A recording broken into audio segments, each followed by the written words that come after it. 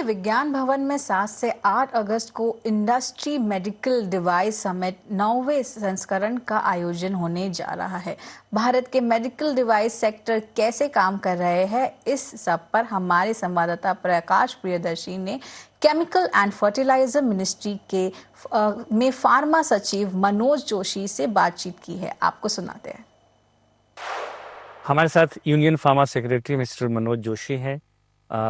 Bharat India medical devices summit 2026 organise करने जा रहा है। मेडिकल डिवाइसेस के क्षेत्र में आत्मनिर्भर बनने की दिशा में काफ़ी इम्पोर्टेंट समिट साबित होने जा रहा है। क्या टारगेट्स हैं, किस तरह के थीम्स होंगे, इस तमाम मसलों पर बात करने के लिए हमारे साथ फार्मा सेक्रेटरी हैं। ईटी नाउ स्वदेश को वक्त देने के लिए आपका शुक्रिया सर। 7 और 8 अगस्त को जो समिट है मेडिकल डिवाइसेस सेक्टर के ऊपर, उम्मीद ये की जा रही है कि जिस तरीके से फिनिश प्रोडक्ट्स के मामले में हम एक वर्ल्ड लीडर के तौर पे हैं, इंडियन इंडस्ट्री जो है मेडिकल डिवाइसेस मैन्युफैक्चरिंग के मोर्चे पर भी आत्मनिर्भरता हासिल की जाएगी। इस दिशा में ये समिट काफ़ी इंपॉर्टेंट साबित हो सकता है। तो क्या क्या इंपॉर्टेंट डेलिब्रेशंस होंगे, इस समिट का थीम क्या होगा और क्या ऑब्जेक्टिव गवर्नमेंट ने डिसाइड किया है? इस समिट में Indian industry, foreign industry, regulators, government, labs, सभी स्टेक होल्डर्स, कंपोनेंट मेकर्स, सभी स्टेक होल्डर्स पार्टिसिपेट करेंगे।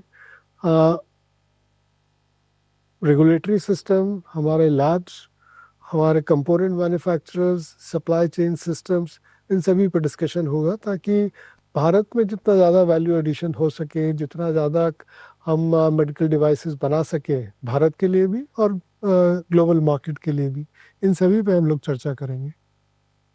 मैं समिट के जो इम्पोर्टेंट डेलिब्रेशंस हैं, जो सब्जेक्ट डिसाइड किए गए उसको देख रहा था।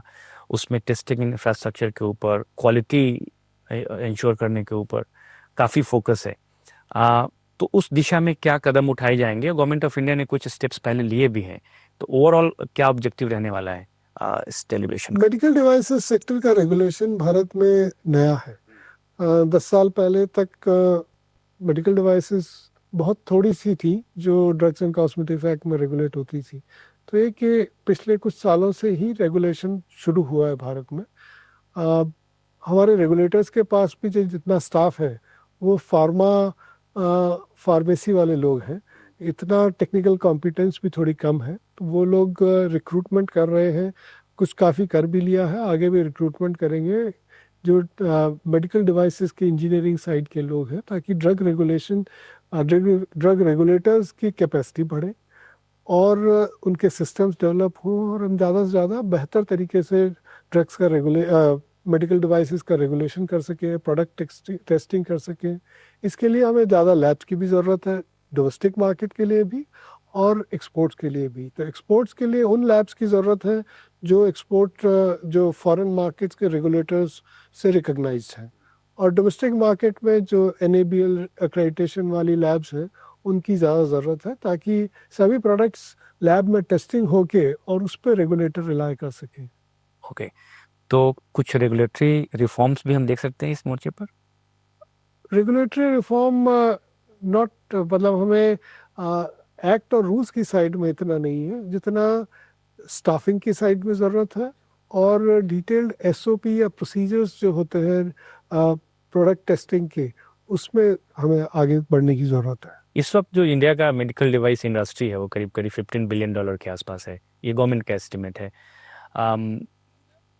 तो हमारा अंडरलाइन टारगेट क्या है next 5 years down the line? क्योंकि जो ग्लोबल शेयर है उसमें इंडिया की हिस्सेदारी अभी उतनी ज़्यादा नहीं है, तो उसके लिए क्या टारगेट डिसाइड किया आपने? हमारा उद्देश्य ये है कि कुछ प्रोडक्ट्स में भारतीय कंपनियां अपनी प्रेजेंस भारत में और विदेश में बढ़ाएं, हमारे एक्सपोर्ट बढ़े, और उन प्रोडक्ट सेगमेंट्स पे भारतीय कंपनीज की मार्केट साइज बढ़े, मार्केट पेनिट्रेशन बढ़े और प्रोडक्ट डेवलपमेंट और क्वालिटी इंप्रूव हो। सभी मेडिकल डिवाइसेस भारत में बना सकना संभव नहीं है। दुनिया का मार्केट करीब $600 बिलियन का है, भारत का करीब $15 बिलियन का है। भारत का बहुत तेजी से ग्रो कर रहा है। जैसे हमारा हॉस्पिटल सेक्टर बढ़ रहा है, हमारा मेडिकल डिवाइसेस सेक्टर भी बढ़ रहा है। बस स्वदेश खबर में इतना ही, पर आप देखते रहिए ईटी नाउ स्वदेश।